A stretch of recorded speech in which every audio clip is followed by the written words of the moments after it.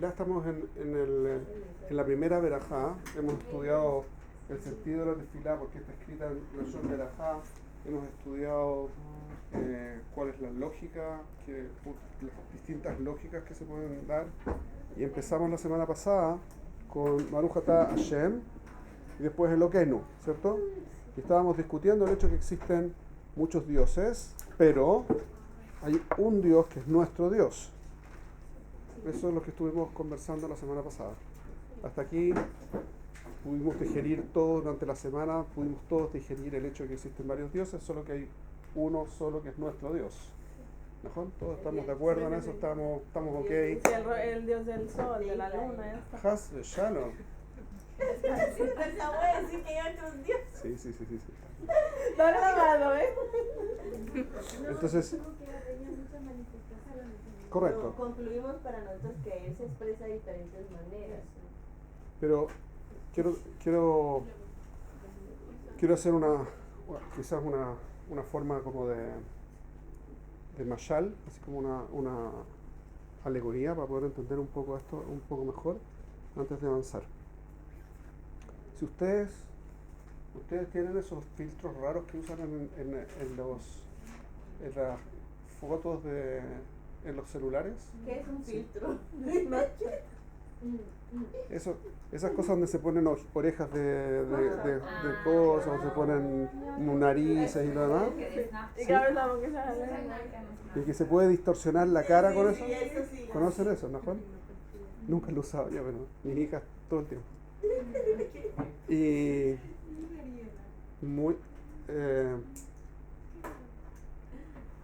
cuando uno se está comunicando con el Kadosh Baruj Hu tiene una serie de manifestaciones específicas. Pero cuando uno se comunica con algo que es una distorsión, la realidad de la manifestación de Kadosh Baruj Hu queda distorsionada. Y eso es un Elohim Ajerim. En el fondo, piénsenlo así.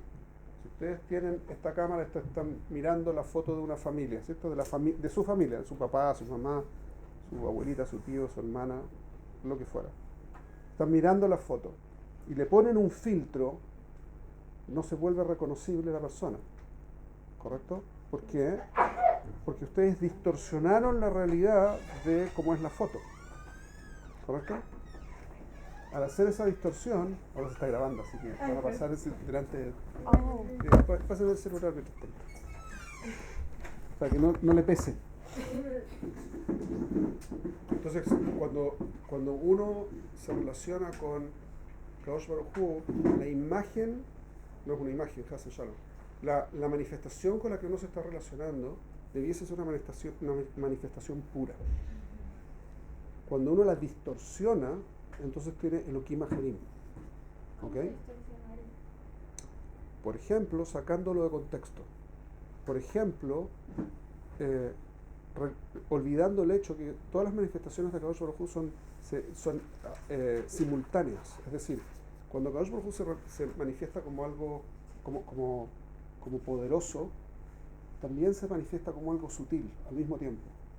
Cuando se manifiesta sabio, también se manifiesta justo al mismo tiempo. Al mismo tiempo hace las cosas con bondad y con justicia. Eso lo hace Hashem. Si yo hago de cuenta que solo existe la justicia, entonces estoy haciendo una distorsión. Eso no es como Kadosh Baruj Hu se manifiesta. ¿Me explico? Un segundo. Yo sí puedo enfocarme en una manifestación específica, pero tengo que estar consciente que esa manifestación está asociada a todo el resto de las manifestaciones también. ¿Me explico? Entonces, correcto, que no es lo único. Entonces, cuando yo digo que Hashem es solo todopoderoso, o solamente es amor, o solamente es, ¿sí? Por ejemplo, en el mundo cristiano, católico, el concepto del diablo está asociado justamente con este problema. Dios es uno, dicen ellos, pero tiene otro Dios, que es el Dios malo. Entonces está el Dios bueno y está el Dios malo. Y eso genera un problema gigantesco, porque eso significa que hay un límite en el que Dios no maneja. Y si lo maneja, entonces en el fondo Dios es malo. También, como por un lado es bueno y por otro lado es malo. Como no puede ser así, en esta dicotomía, entonces hacen de que ahí lo que existen dos dioses. Están los buenos y están los malos. Están los ángeles y los diablos. ¿Sí? Pero eso no tiene sentido desde el punto de vista judío. No me voy a meter con el mundo cristiano cabal, pero el punto fundamental es ese. Una pregunta. Sí. Cuando pasan esas cosas, o sea, que nosotros decimos, Hashem, no sé, es justo. Nosotros sabemos que también tienen las otras formas de manifestarse. Correcto. Pero a veces una es más fuerte que las demás circunstancias. Sí y no. En ningún momento Kadosh Baruj Hu olvida que todo es armónico y coherente. Eso no puede olvidarse. Todas las manifestaciones de Kadosh Baruj Hu, sí, nosotros nos podemos enfocar en una parte de las manifestaciones, pero recuerden siempre que el enfocarme tiene que ver más con cómo yo me comunico con Él y cómo yo me relaciono con Él que cómo Él se manifiesta. ¿De acuerdo? Son cosas distintas. Por ejemplo, este es un ejemplo que me parece muy... hay varios ejemplos de lo mismo en los Pesukim, en el Humash. Si ustedes tienen, por ejemplo, Abraham fue a Egipto con Sarah, ¿se acuerdan? Sarai, Abraham, todavía. Y entonces Hashem hizo una plaga en Egipto para que no tomaran a Sarai como esposa. El faraón no tomara a Sarai como esposa, ¿correcto? ¿Por qué lo hizo? ¿Cuál manifestación está ahí? Pues depende. Desde el punto de vista de Abraham fue Gesed. Y de Sara fue Gesed. Porque para que no los mataran y para que no les hicieran daño y para que no les fuera mal y para que no tuviesen un problema de la relación de pareja. Desde el punto de vista del faraón era Din. Las dos cosas son la misma cosa. Porque provienen del mismo. Evidentemente provienen del mismo, pero lo que estoy mostrando es que al mismo tiempo se manifiestan las dos cosas. En el tiempo del cruce del mar está la Yeshua, ¿cierto? Nosotros nos salvamos y los egipcios se murieron. Y se murieron no stam, se murieron cada uno en función de cómo el nivel que tenía.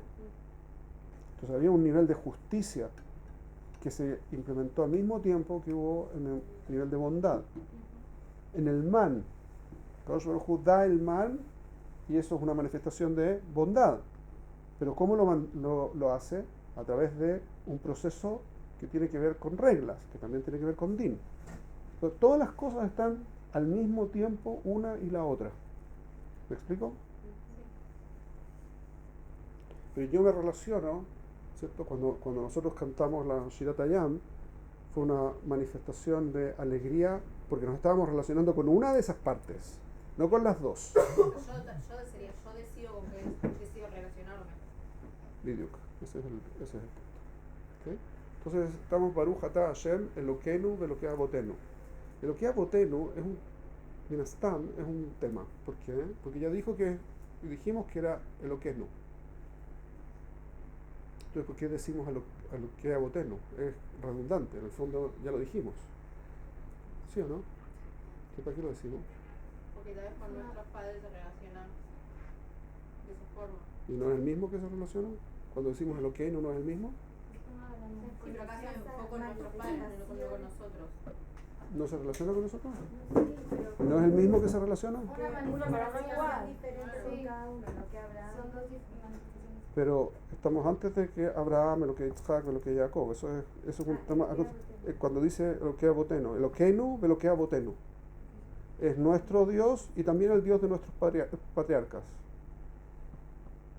¿Por qué agrega eso segundo? Para recalcar que dijo es el mismo, pero como que también de tus papás, No solamente de los papás, también de los patriarcas. Quiere decir que así como es nuestro, también viene desde entonces. Es una relación que es a través de nuestros patriarcas y hasta nosotros es el mismo tipo de relación, de alguna forma, el mismo tipo de contacto, si quieren. ¿Ok? ¿Se entendió eso? También de ellos, también el de ellos y también el nuestro, es al mismo tiempo, y a continuación, como ella dijo, tenemos un tema. Tenemos lo que Abraham, lo que Yitzhak, lo que Jacob. ¿Quiénes son lo que Abraham? ¿Quiénes son Abraham, Yitzhak y Jacob? ¿Quiénes son Abraham? Son los patriarcas. Entonces ya dijimos que eran nuestros dioses, nuestro Dios, ¿correcto? Dijimos que eran los mismos de nuestros patriarcas y ahora decimos, también es el Dios de Abraham y también el Dios de Yitzhak y también el Dios de Jacob. ¿Cuáles son estas tres manifestaciones distintas? ¿Por qué son distintas? ¿Cuál es la diferencia entre la manifestación que tiene que ver con Abraham, la manifestación que tiene que ver con Yitzhak y la manifestación que tiene que ver con Jacob? ¿Cuál es la diferencia? Primero veamos que es distinto. Primero veamos que es distinto. ¿Qué diferencias notan ustedes entre los tres patriarcas? De cómo Hashem se manifestó con los tres. Eso es como Abraham se relacionó con Hashem. Estoy hablando de cómo Hashem se relacionó con Abraham. Las 10 pruebas. Ok.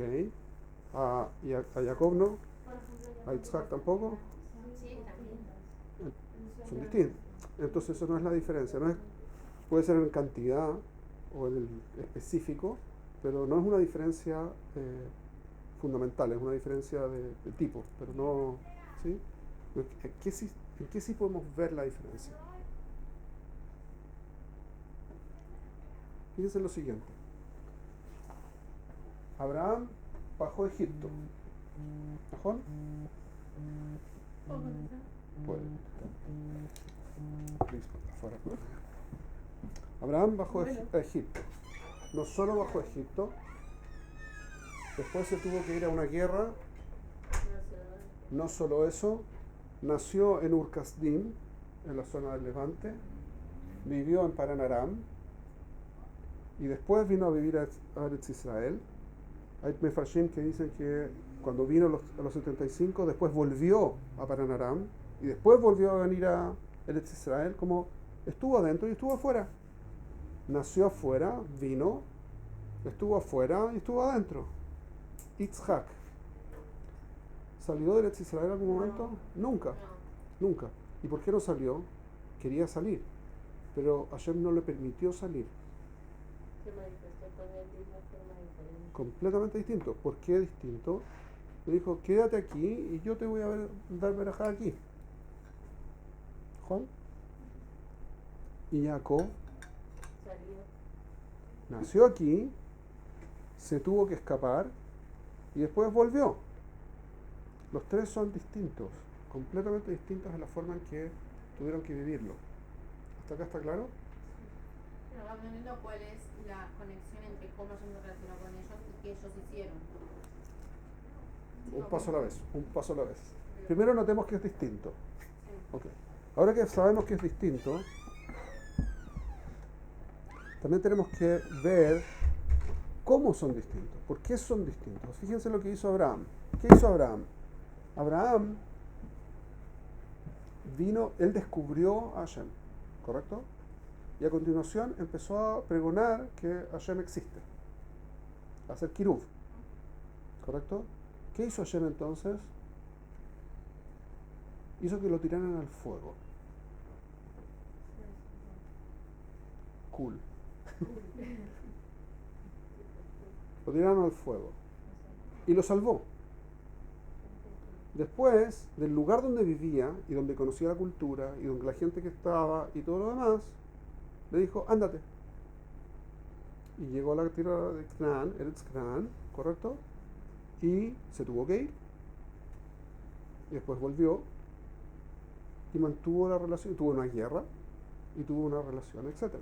¿Con? ¿Cuál es la característica de Abraham? El Gesed, ¿correcto?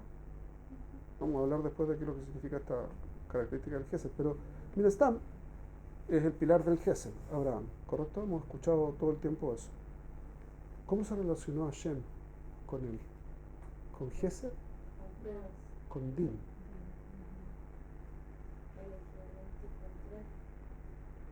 Fíjense lo curioso. Yitzhak, ¿cuál es la característica de Yitzhak? Es pilar a Din, ¿no? ¿Quién fue el que más verajá tuvo de los patriarcas? Yitzhak. Gesed. Interesante. Jacob es un personaje, porque es completamente distinto que el papá y que el abuelo, ¿no? ¿Cuál es la característica de Jacob? Ok, ¿cómo llamamos el equilibrio? Vamos a suponer Tiferet o Emet, ¿cierto? ¿Qué es lo que es el Tiferet? No, eso es Shalom. Shalom es armonía. Tiferet es belleza. Y la belleza corresponde a un equilibrio entre el Gesed y el Din cuando uno lo puede ver. Cuando uno puede ver que el objeto tiene al mismo tiempo tiene al mismo tiempo Gesed y tiene también Din, entonces uno lo reconoce como una cosa armónica y tiene belleza, ¿ok? Cuando cumple con una función, tiene un sentido. Entonces uno le da eso. Y eso es la diferencia con Emet. ¿Cuál es la diferencia entre Emet y Tiferet? Tiferet es cuando lo vemos desde nuestra perspectiva personal. Es un Tiferet. Porque nosotros tenemos una imagen de cómo funciona el mundo. Esa imagen de cómo funciona el mundo, ¿sí?, nos hace ver cosas como lindas, con belleza, incluso cuando no son tan equilibradas. En el Emet está el equilibrio perfecto, que al mismo tiempo efectivamente es justo y efectivamente es bueno. No desde un punto de vista subjetivo, sino desde un punto de vista objetivo. ¿De acuerdo? Entonces, el Emet viene de cómo Hashem ve y maneja la realidad. El Tiferet viene de cómo nosotros vemos la realidad. Entonces, Hashem se manifestó con Jacob con Emet. De hecho, eso es lo que decimos en la tefilá.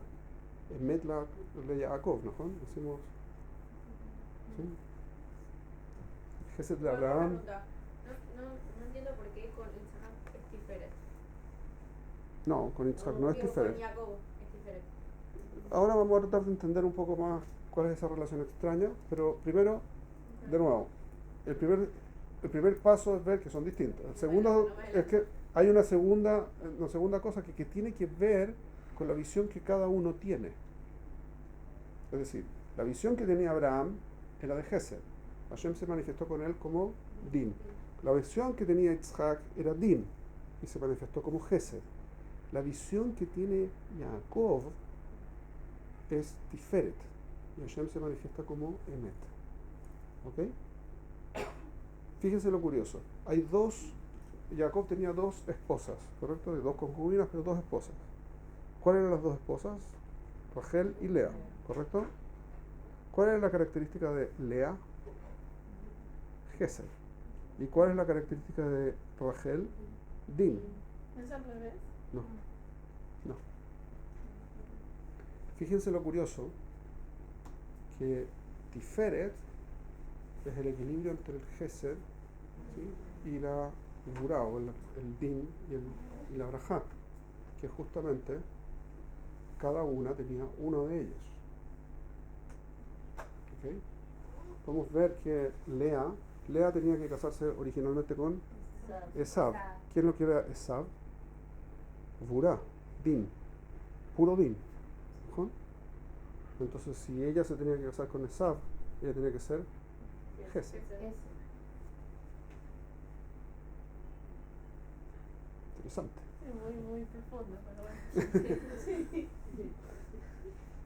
Entonces, de alguna forma, cuando el patriarca se manifestaba de una determinada forma hacia Hashem, se relacionaba de una forma específica con Hashem, entonces Hashem se manifiesta de una forma complementaria con él. ¿De acuerdo? ¿Está claro esto más o menos? Sí. Eso significa que cuando decimos en lo que Abraham, en lo que Isaac, en lo que Jacob, venimos a decir que con cada uno se manifestó distinto a pesar de que es el mismo. Eso es lo que venimos a decir. Cada uno tuvo una manifestación distinta.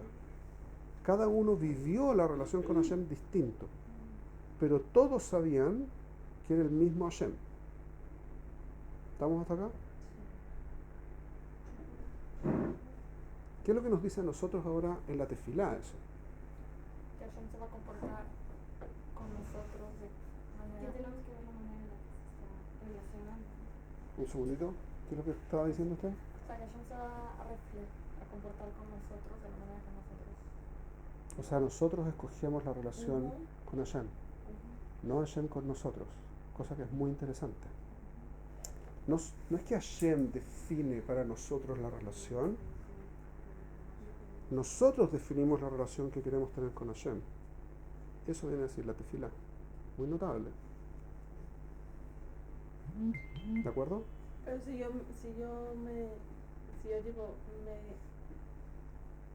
expreso con Hashem con Gesed, el tipo me va a responder también con Gesed o me va a responder con Din. Con Din. ¿Siempre es lo opuesto? Sí. ¿Por qué? Aparentemente. Por eso es lo que parece con los patriarcas. Aparentemente. Entonces sería mejor que uno tenga la cualidad, o sea, lo fuerte para que Hashem se comporte. Depende de lo que uno quiera lograr.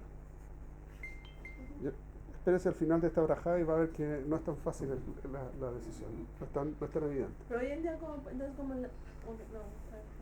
Paso a paso, ¿ok? a ver cómo rezo para la próxima. Entonces sería, de acuerdo como yo me relaciono con Hashem se manifiesta conmigo de manera complementaria. Claro. Está pensando así como alguna pregunta hasta acá.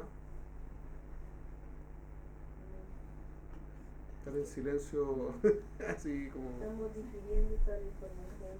Es que no entendí bien. ¿Qué es lo que no entendí? Hashem se comporta contigo, o sea, al contrario de contigo. No, Complementaria. complementario. ¿Por qué complementario? Si entiendo correctamente su pregunta, es ¿por qué Hashem, si yo me comporto con bondad, por qué Hashem se comporta conmigo con Din? Como tendría que comportarse con Gesed, ¿no? Y al revés. Es una buena pregunta. ¿Pero qué es lo que quiere Hashem? ¿Qué es lo que quiere Hashem? ¿Equilibrio? ¿Qué es lo que significa equilibrio? O sea, si yo soy muy justa, entonces no van a dar Gesed para que haya un balance. Pero eso no es lo que está haciendo. Si yo soy muy Din, entonces él me va a dar brajá. No es que me va a hacer algo distinto, me va a dar brajá. Si yo me comporto con mucha brajá, él me va a mandar din. ¿Por qué? Raro, ¿no? Esa es su pregunta, ¿no? El problema es así, fíjense. ¿Por qué Hashem le mandó pruebas a Abraham? ¿Para qué? Para que desarrollara el Gesed. No. Gesed lo tenía. Bueno, sí, eso era algo natural. El Din. No. Porque Abraham era Gesed. ¿Qué era Abraham? Lo que hacía Hashem era que Abraham se acercara más a Hashem. Eso es lo que estaba haciendo. En cada una de las pruebas, Abraham fue superando etapas. Cada vez el Din lograba que él pudiera acercarse más a Hashem. Esa es toda la idea de la prueba. ¿Correcto? Pero no, me causa gracia porque es contradictorio. O sea, Hashem le manda a Abraham situaciones como que cualquier persona normal o cualquiera podría decir, pero ¿qué me están pidiendo? Por ejemplo, lo de Isaac, ¿qué me está pidiendo? Yo mejor me voy, o sea, me alejo, no me acerco, me alejo. Y es fascinante. Pero lo que Hashem quería era que si Abraham pasaba la prueba, su cercanía con Hashem iba a ser mayor. Un ejemplo, Akedat Yitzhak. Tomemos a Akedat Yitzhak. Hashem le dice a Abraham, toda tu descendencia, la que cuenta, va a venir por Yitzhak. Ahora anda y mátalo. Eso le dijo, ¿no? Y Abraham va y lo mata.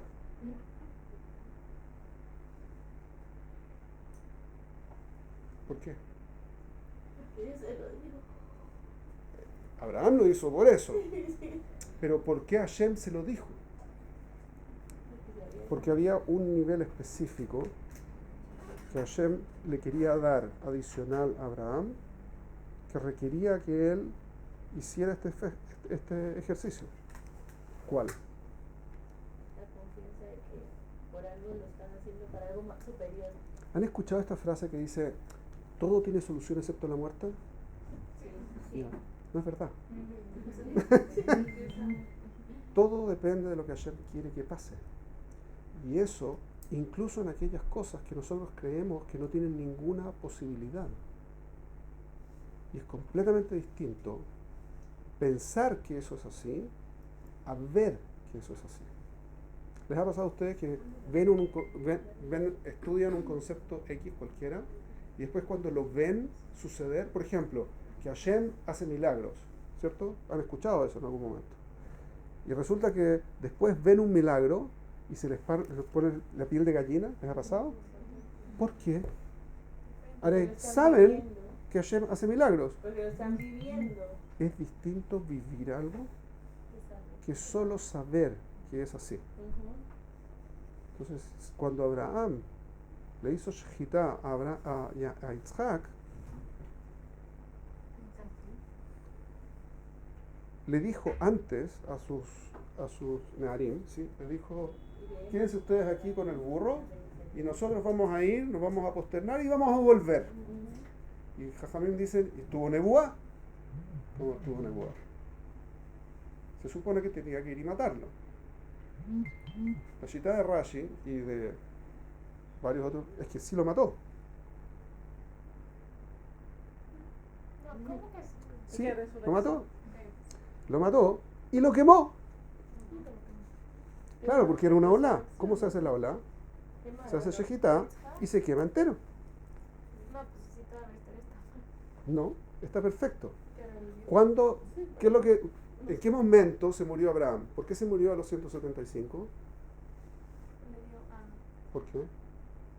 Porque Hashem se lo llevó para que no viera que Esav salía al Talmud Torah, ¿no? Eso dice Rashi, dice los Mefarshim, ¿no? ¿Cuándo salió al Talmud Torah? En el Bar Mitzvah, a los 13 años. Si sacan la cuenta, hay 2 años que no están. 2 años en los que no están. No está aquí. ¿A qué edad de Abraham nació Yitzhak? A los 100 años. ¿A qué edad tuvo Yitzhak a Esav y Jacob? A los 60, muy bien. A los 60, ¿sí? ¿A qué edad tuvo? Sí, lo tuvo a los 60. ¿A qué edad hicieron Bar Mitzvah? A los 13. ¿Cuánto es el total? 73. 173. ¿Hay un problema? ¿Qué pasó con esos 2 años? Son años espirituales. Se murió ahí, se revivió. Años sabáticos. No, 2 años que no estuvo. ¿Cómo que no ¿Y dónde estuvo? estuvo? ¿Ha muerto? ¿Cómo? ¿Por qué tardó 2 años? Porque se tomó todos ¿Quién los 12. estaba muerto, Abraham? Yitzhak. Yitzhak. Yitzhak. Lo mató, se murió y revivió. Sí. Porque era ciego. No, no, Se- Esto no es una parashata shabua del cuento de... ¿Sí? Sí. No es que no está entendiendo, le choca. Pero eso pasa, eso sucede. En otro momento lo conversamos y podemos hacer todo parashata shabua, bliner, pero el punto es ese. Entonces, ¿qué es lo que estamos tratando de hacer? Mostrar que lo que Hashem hizo es que tanto Yitzhak como Abraham experimentaran la realidad de que la vida y la constitución de la persona completamente depende de Hashem. No tiene nada que ver con ninguna otra cosa. Nadie puede hacerle nada a nadie si Hashem no quiere que eso suceda. Y nada puede manifestarlo mejor que yo lo vea pasar. Peor, que yo lo haga. Absurdo. Pero si ustedes lo piensan, es tremendo. Porque con esa claridad, la tranquilidad es absoluta. No necesita, nosotros tenemos que trabajar en Bitajón, ¿no? En Muná y Bitajón. Sí. Ellos no tenían que trabajar casi, porque alcanzaron eso en forma natural y por su experiencia de vida. Lo vivieron. Ese es el nivel más elevado. Todos los, vamos a ver, cada uno por separado. ¿Eso Sí. es midrash o es lo que...? Veámoslo en el texto otro día, pero no ahora. ¿Ok? Entonces, el punto es pueden dormir en la noche, no pasa nada. Se vivió y después tuvo hijos y todo. Perfecto. Tuvo 2. Ok, el punto que quiero hacer solamente es que nosotros definimos la relación que tenemos con Hashem. No es que Hashem define, Él nos presenta opciones. A la pregunta que usted tenía, en el fondo, ¿por qué Hashem se pone en din? El din viene para hacer que uno crezca. Y el crecimiento me acerca a Hashem. Eso es el motivo por el que viene desde ese lado. Cuando yo hago solo el din, entonces no necesita ayudarme a tener din. Porque yo lo hago solo. Entonces, ¿qué? Me da braja. Me da la opción de que yo utilice mi din y haga mi mejor crecimiento con el din que ya tengo. Y ese din que uno ya tiene es cuando se está todo el tiempo haciendo, autoanalizando todo el tiempo, como juzgando para mejorar esos aspectos en los que uno se está dando Y cuenta. tomando decisiones y todo lo demás que hemos conversado hasta acá. ¿Sí? Entonces, también entra esta relación porque muchas veces no solo tenemos entre aquí y trabajar las midot. Sí, obvio. Sí, porque muchas veces no solamente tenemos uno. Entonces puede ser que Hashem se relacione con nosotros en din, pero nosotros no solo tenemos que trabajar eso, sino tenemos más midot que trabajar en din. Todos tenemos facetas. En facetas somos mucho más din que gesed, en otras facetas somos mucho más gesed que din. El punto es equilibrarlo y tomar la decisión de cuándo aplico qué. Y ese es el momento en el que el momento en que uno crece no tiene que ver con dejarme llevar por una midá natural, sino hacer que mi midá natural se aplique cuando corresponde y la que no me resulta natural se vuelva natural. Ese es el proceso de crecimiento en midot, que no solamente tiene que ver con eso, también tenemos que ver con las otras cosas, porque eso es una manifestación de cómo después me tengo que ejecutar las cosas que hago y cómo evalúo la realidad. ¿De acuerdo? Bueno, es mucho más complejo, pero los límites al final... Los límites, las definiciones, las reglas. ¿no?